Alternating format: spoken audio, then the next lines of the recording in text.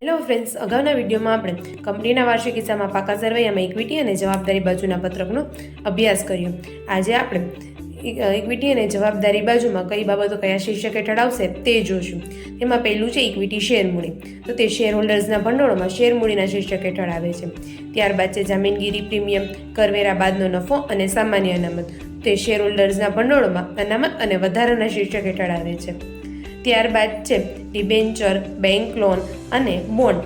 તો તે બિનચાલુ જવાબદારીમાં લાંબા ગાળાના ઉછીના નાણાંના શીર્ષક હેઠળ આવે છે. ત્યારબાદ છે provident fund, gratuity fund, pension fund, કારીગર બચત ખાતા, કારીગર નફાભાગ ભંડોળ. તો તે બધી બાબતો બિનચાલુ જવાબદારીમાં લાંબા ગાળાની જોગવાઈ હેઠળ આવે છે. ત્યારબાદ છે બેંક ઓવરડ્રાફ્ટ, ક્રેશ ક્રેડિટ તેમજ ટૂંકા ગાળાના ઉછીના નાણાં. તો તે ચાલુ જવાબદારીમાં ટૂંકા ગાળાના ઉછીના નાણાંના શીર્ષક હેઠળ આવે છે. ત્યારબાદ છે દેવી હુંડી અને લેણદારો. તો તે ચાલુ જવાબદારીમાં વેપારી દેવાના શીર્ષક હેઠળ આવે છે. ત્યારબાદ છે ચૂકવવાના બાકી ખર્ચા અને અગાઉથી મળેલ આવક.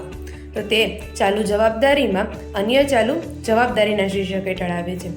ત્યારબાદ છે કરવેરાની જોગવાઈ. તો તે ચાલુ જવાબદારીમાં ટૂંકા ગાળાની જોગવાઈના શીર્ષક હેઠળ આવે છે.